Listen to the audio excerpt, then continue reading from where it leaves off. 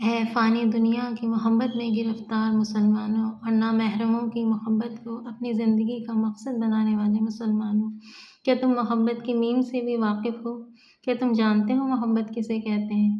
آؤ سنو محبت کسے کہتے ہیں۔ جب حضرت محمد مصطفیٰ صلی اللہ علیہ وسلم کے ننھے شہزادے حضرت ابراہیم علیہ السلام کا وصال ہوا تو انہوں نے آپ کی گود مبارک میں اپنی آخری سانس لی، جس کی وجہ سے رسول اللہ صلی اللہ علیہ وسلم نہایت غمزدہ ہو گئے کہ آپ کی آنکھ مبارک میں نمی اتر آئی۔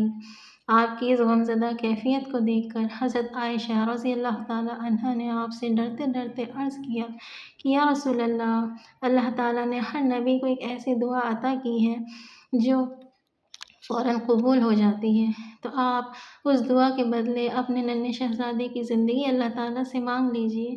تو جانتے ہو رسول اللہ نے کیا فرمایا؟ آپ نے فرمایا کہ اے عائشہ، وہ دعا میں نے کل قیامت کے دن اپنی امت کے لیے سنبھال کر رکھی ہے، اور آپ کی داڑھی مبارک آنسو سے بھیگ گئی۔ اللہ اکبر!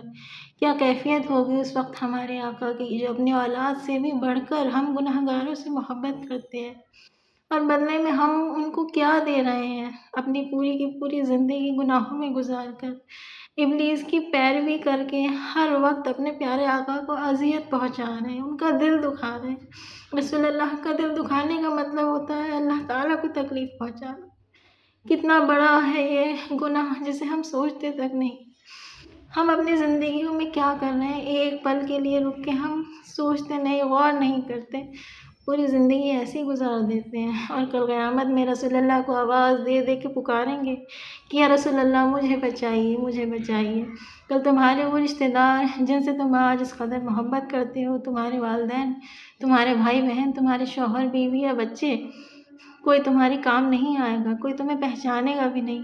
کام آئیں گے تو صرف رسول اللہ صلی اللہ علیہ وسلم، جو تمہارا ہاتھ پکڑ کر تمہیں جہنم سے نکال کر جنت میں لے جائیں گے، اور تب تک خود جنت میں نہیں جائیں گے جب تک اپنے ایک ایک امتی کو جنت میں نہیں لے جاتے۔